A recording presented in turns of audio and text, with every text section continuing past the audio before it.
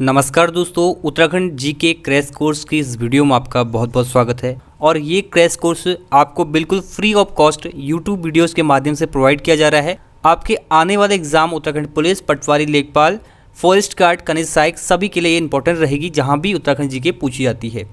तो आज ये क्लास सेकंड है। इससे पहले हम एक वीडियो अपलोड कर चुके हैं और आज के इस वीडियो हम पढ़ने वाले हैं साहित्यिक स्रोतों के बारे में। उत्तराखंड का प्राचीन इतिहास हमारा चल रहा था, जिसमें हमने उत्तराखंड के प्राचीन इतिहास के प्रागैतिहासिक काल और आद्य ऐतिहासिक काल के पुरातात्विक स्रोतों के बारे में पढ़ा। आज के इस वीडियो में पढ़ने वाले हैं साहित्यिक स्रोतों के बारे में।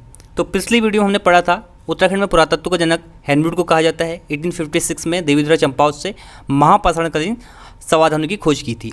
इसके बाद हमने शैल आकृतियों यानी कप मार्क्स और शैल चित्रों के बारे में पढ़ा, जिसमें हमने बहुत सारी गुफाओं के बारे में पढ़ा। और उसके बाद हमने पढ़ा मलारी गांव से सिंधु घाटी सभ्यता से संबंधित जो आद्य ऐतिहासिक काल के हमें साक्ष्य मिले, उसके बारे में पढ़ा। तो आज के इस वीडियो में पढ़ने वाले हैं आद्य ऐतिहासिक काल के साहित्यिक स्रोत के बारे में। और आद्य ऐतिहासिक काल में उत्तराखंड में पुरातात्विक साक्ष्यों की कमी यहाँ पर देखने को मिलती है। यहाँ पर जो हमारा इतिहास को जानने का, अध्ययन करने का जो प्रमुख स्रोत रहेगा वो रहेगा हमारे धार्मिक ग्रंथ। इसीलिए जो है इसको पौराणिक काल भी कहा जाता है। किस काल को? आद्य ऐतिहासिक काल को।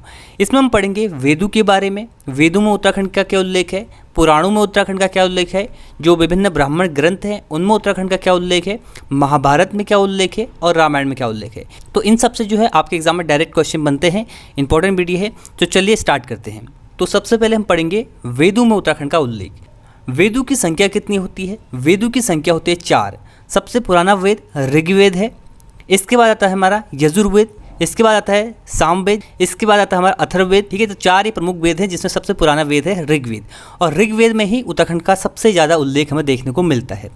तो देखिए, सबसे पहले जो हमें उत्तराखंड का उल्लेख देखने को मिलता है वो मिलता है ऋग्वेद में। तो यहाँ पर आपसे पूछा जाएगा कि उत्तराखंड का प्रथम उल्लेख कहाँ पर हमें मिलता है, तो ये मिलता है ऋग्वेद में। भारतीय इतिहास के सबसे प्राचीन ग्रंथ किसे माना जाता है, तो वेदों को ही माना जाता है। और ऋग्वेद में देखिए हमें मिलता है उत्तराखंड का उल्लेख देवभूमि और मनुष्य की पूर्ण भूमि के रूप में। वहाँ पर ऐसा नहीं कि देवभूमि मनुष्य की पूर्ण भूमि कोष्टक में लिखा है उत्तराखंड है। वहाँ पर जो उत्तराखंड का वर्तमान का भूभाग है, इसके लिए शब्द प्रयोग किया गया है देवभूमि और मनुष्य की पूर्ण भूमि। ठीक है, तो ये आप याद कर लीजिएगा। एग्जाम में क्वेश्चन बनेगा कि ऋग्वेद में उत्तराखंड के लिए किस शब्द का प्रयोग किया गया है। तो ऑप्शन में देवभूमि भी हो सकता है और मनुष्य की पूर्ण भूमि भी हो सकता है। दोनों आपके सही आंसर है। ठीक है, यह क्वेश्चन ऐसा बन सकता है कि किस वेद में देवभूमि शब्द का प्रयोग उत्तराखंड के लिए किया गया है, तो ऋग्वेद में किया गया है। ठीक है, तो ऋग्वेद में हमें उत्तराखंड का प्रथम उल्लेख देखने को मिलता है। इसके बाद देखिए, अच्छा आपको देखिए वेदों के बारे में थोड़ा ये जानकारी दे दूँ। वेदों का अर्थ होता है ज्ञान। वेद जो है किसी एक इंसान ने नहीं लिखे। ठीक है, वेद जो है चलते गए, वेदों का संकलन जो है महर्षि वेदव्यास ने किया था। वेद मौखिक रूप में पीढ़ी दर पीढ़ी चलते गए। ठीक है, इसके बाद देखिए ऋग्वेद के अनुसार इस क्षेत्र के प्राण गांव में प्रलय के बाद सप्त ऋषियों ने अपने प्राणों की रक्षा की थी। प्राण गांव वर्तमान का माणा, ये कहाँ स्थित है? चमोली जनपद में स्थित है। यहाँ पर जो है सप्त ऋषि जो थे, जिनकी उत्पत्ति हुई थी ब्रह्मा जी के मस्तिष्क से। ठीक है, तो इन्होंने जो है अपने प्राणों की रक्षा की थी और फिर इन्हीं सप्त ऋषियों से जो है सृष्टि आगे को चली। ठीक है, यहीं पर जो है अलकापुरी नामक स्थान पर मनुष्य के आदि पुरुष, मनुष्य का आदि पुरुष कहा जाता है मनु को। मनु का निवास स्थान कहाँ पर था? अलकापुरी। अलकापुरी कहा जाता है जो चमोली का एरिया है, अलकनंदा घाटी का एरिया है, उसे कहा जाता है अलकापुरी। ठीक है, और यहाँ पर जो है मनुष्य के आदि पुरुष मनु का निवास स्थान था। इसके बाद देखिए एक और याद कर लीजिए, अलकापुरी में ही जो है धन के देवता कुबेर या यक्षु का स्वामी जिन्हें कहा जाता है, उनकी राजधानी भी कहाँ पर थी? अलकापुरी में। ठीक है, किसकी राजधानी थी? धन के देवता जो है कुबेर, उनकी राजधानी कहाँ थी? अलकापुरी में थी। ऋग्वेद में ही वर्णन मिलता है इस क्षेत्र के असुर राजा सांबर के 100 गढ़ों को इंद्र और सुदास ने जो है नष्ट किया था। इसका उल्लेख भी हमें ऋग्वेद में देखने को मिलता है। आगे देखिए, हरिराम धस्माना, भजन सिंह, डॉक्टर शिवानंद नौटियाल, ये इतिहासकार है। इनका एक मत है कि जिस सप्त सिंधु देश का उल्लेख ऋग्वेद में किया गया है, ये वर्तमान की गढ़ भूमि यानी कि गढ़वाल है। ठीक है, ये इतिहासकार है हरिराम धस्माना, भजन सिंह, शिवानंद नौटियाल। सप्त सिंधु प्रदेश क्या है? सप्त सिंधु प्रदेश कहा जाता है आर्यावर्त को, यानी कि आर्यों का जो प्रथम निवास स्थान था उसको कहा जाता है सप्त सिंधु प्रदेश। इसमें 7 नदियों का उल्लेख भी है। ठीक है, 7 नदियाँ कौन सी है? इसमें प्रथम नदी है सिंधु। सिंधु का ऋग्वेद में सबसे ज़्यादा बार उल्लेख किया गया है। ठीक है, गंगा का उतनी बार उल्लेख नहीं है, लेकिन सिंधु का सबसे ज़्यादा बार है। गंगा का आपको 1 बार देखने को मिलेगा, यमुना का 3 बार आपको उल्लेख देखने को मिलता है ऋग्वेद में। सप्त सिंधु प्रदेश में 7 नदियाँ आती है, सिंधु उसमें से प्रमुख है, सिंधु का सबसे ज़्यादा बार उल्लेख किया है। इसके बाद इसके 5 सहायक नदियाँ होगी जिसमें झेलम, चिनाब, रावी, व्यास, सतलज आ जाती हैं। इसके बाद 7वीं नदी है सरस्वती नदी। ठीक है, सरस्वती नदी जो है इसका उल्लेख जो है ऋग्वेद में किया गया है और ऋग्वेद की सबसे पवित्र नदी जो है सरस्वती नदी को माना गया है।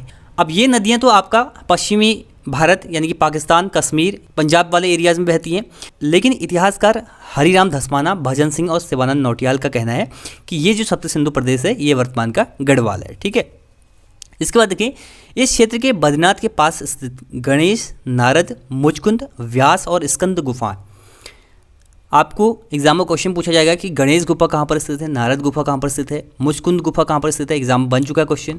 व्यास गुफा कहाँ पर है, स्कंद गुफा कहाँ पर है, तो ये सारी गुफाएं हैं बद्रीनाथ के पास में। ठीक है, यहाँ पर जो है वैदिक ग्रंथों की रचना की गई थी। एग्जाम में क्वेश्चन पूछा जा सकता है ये गुफाएं कहाँ पर है, याद कर लीजिए सारे बद्रीनाथ के पास है और यहाँ पर ही वैदिक ग्रंथों की रचना की गई थी।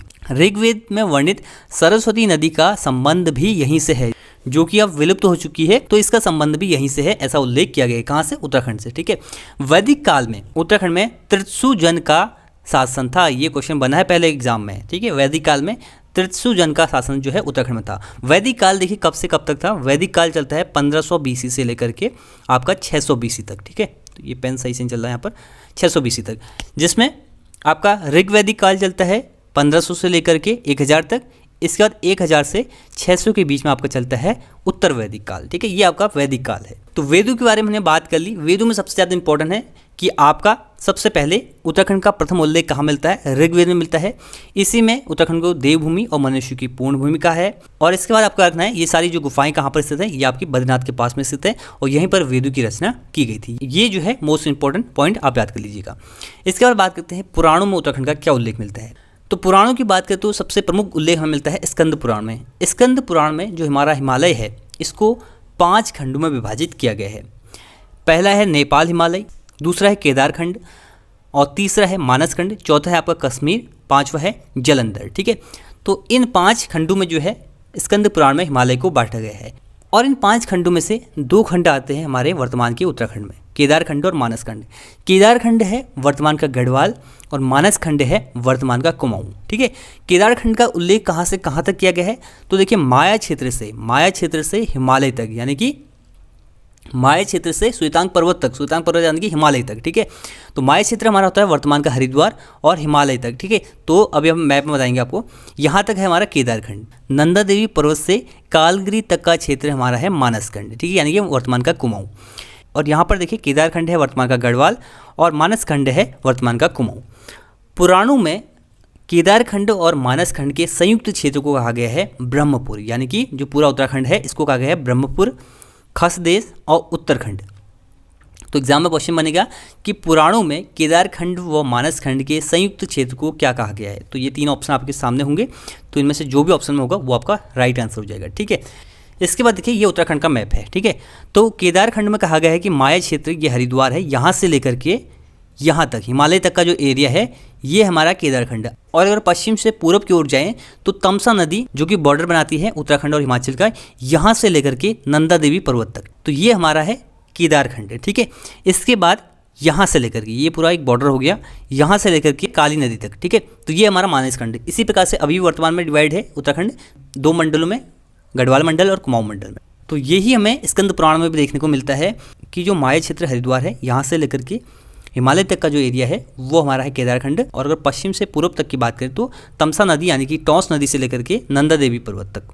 ठीक है, यानी कि नंदा देवी पर्वत जो था ये दोनों केदारखंड और मानसखंड को विभाजित करता था। ठीक है, नंदा देवी पर्वत या इसको कहा जाता है बधान पर्वत भी, तो ये पर्वत जो है केदारखंड और मानसखंड को अलग करता है। आगे देखिए पौराणिक ग्रंथों के अनुसार चंपावत के पास, अब हम कुमाऊं की बात करेंगे, चंपावत के पास एक नदी बहती है चंपावती, जिसके नाम पर ही चंपावत नाम पड़ा। ठीक है, पास में ही स्थित एक कच्छप के पीठ की आकृति वाले कांतेश्वर वर्तमान का कांडादेव या कानदेव पर जो है विष्णु भगवान ने कूर्मा या कच्छपा अवतार हुआ था। तो विष्णु भगवान ने यहाँ पर अवतार लिया था कूर्मा या कच्छपा अवतार।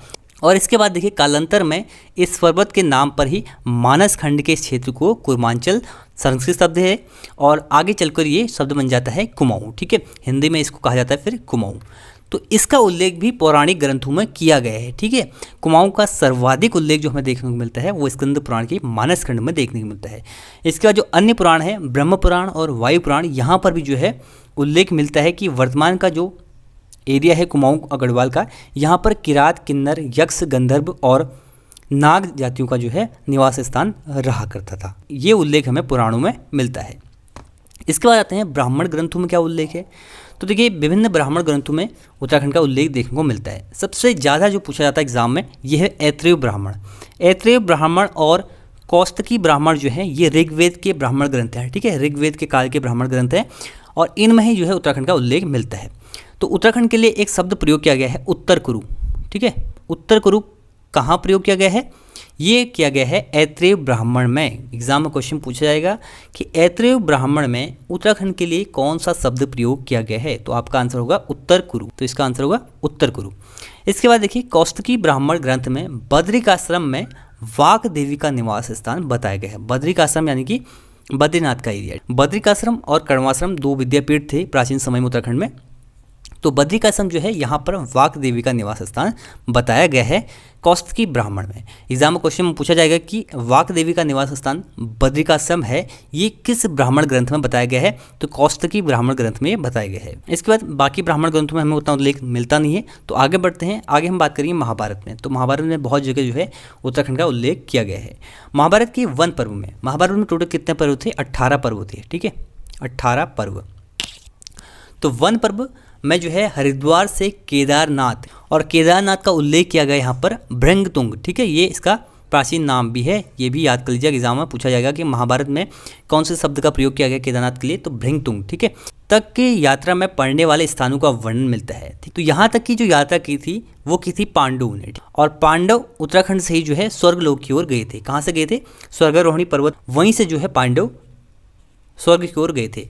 आगे देखिए इसी पर्व में लोमस ऋषि के साथ पांडवों के इस क्षेत्र के आने का उल्लेख मिलता है।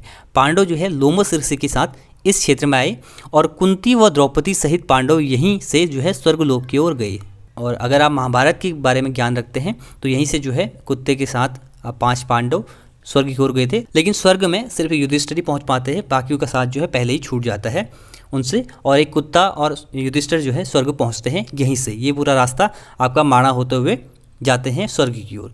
इसके बाद देखिए महाभारत के वन पर्व में ही कहा गया है कि इस क्षेत्र में जो उत्तराखंड का वर्तमान का क्षेत्र है यहाँ पर पुलिंद या कुड़िंद एवं किरात जातियों का आधिपत्य था। ठीक है, कुड़िंद राजवंश की हम बात करें तो ये आद्य ऐतिहासिक काल से है, यानी कि जो प्राचीन कुड़िंद राजवंश है वो 1000 BC से आपको देखने को मिलेगा। ठीक है, ये फिर एडी तक चलेगा, 200-300 एडी तक चलते रहेगा। लेकिन कहा जाता है कि महाभारत के टाइम पर भी यहाँ पर कुड़िंदु और किरातु का निवास था। कुड़िंदु ने जो युद्ध लड़ा था वो लड़ा था पांडवों की ओर से, और किरातु ने जो युद्ध लड़ा था वो लड़ा था कौरवों की ओर से। ठीक है, पुलिंद राजा सुबाहु की राजधानी श्रीनगर थी। तो कुड़िंद या पुलिंद राजा सुबाहु की राजधानी कहाँ थी, श्रीनगर में। ठीक है, श्रीनगर में यहाँ पर इसकी राजधानी थी। इसने जो है पांडवों की ओर से युद्ध लड़ा था। मैंने आपको बताया भी कि कुड़िंदु ने जो है पांडवों की ओर से और किरातु ने जो है कौरव की ओर से युद्ध लड़ा था। महाभारत में ही हमें देखने को मिलता है कुर्मांचल क्षेत्र यानी कि वर्तमान का कुमाऊं, यहाँ किरात, किन्नर, तनगव, कुलिंद और खस जातियों का निवास स्थान था। ये हमें महाभारत में भी देखने को मिलता है। बाकी हमने पुराणों में भी पढ़ा था, यहाँ पर किरात, किन्नर, यक्ष का निवास था।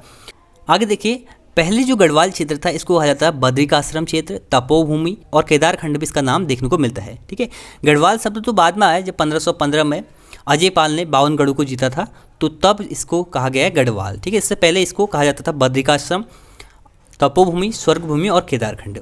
इसके बाद देखिए महाभारत में देवप्रिया को समस्त तीर्थों का शिरोमणि तथा समग्र पापों का विनाशक कहा गया है। देवप्रिया को क्या कहा गया है महाभारत में, समस्त तीर्थों का शिरोमणि। तो क्वेश्चन आपसे बनेगा कि देवप्रिया को महाभारत में क्या कहा गया है, समस्त तीर्थों का शिरोमणि तथा समग्र पापों का विनाशक कहा गया है।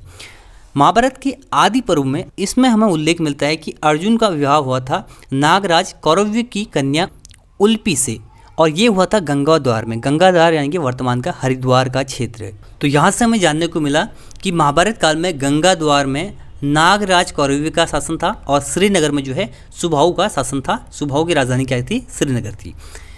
इसके बाद देखिए रामायण में क्या उल्लेख हमें देखने को मिलता है उत्तराखंड के बारे में। तो रामायण कालीन बाणासुर का जो राज्य था वो वर्तमान का गढ़वाल क्षेत्र था। इसकी राजधानी थी जोतसीपुर यानी कि वर्तमान का जोशीमठ।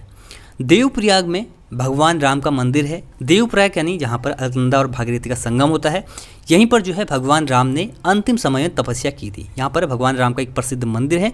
वहीं टिहरी गढ़वाल के तपोवन में लक्ष्मण जी ने तपस्या की थी। तो भगवान श्री राम ने तपस्या की थी देवप्रयाग में और लक्ष्मण जी ने तपस्या की थी तपोवन में। टिहरी गढ़वाल की ही एक पट्टी है जिसका नाम है हिमयाण। यहाँ पर देखिए विसोन नामक पर्वत पर वशिष्ठ गुफा, वशिष्ठ कुंड, वशिष्ठ आश्रम है। ऐसा माना जाता है कि राम के वनवास चले जाने पर वशिष्ठ मुनि ने जो है और उनकी पत्नी अरुंधति ने यहाँ पर निवास किया था। ठीक है, तो ये पूछा जाए एग्जाम में कि वशिष्ठ गुफा, वशिष्ठ कुंड, वशिष्ठ आश्रम कहाँ पर स्थित है, तो ये टिहरी गढ़वाल में स्थित है।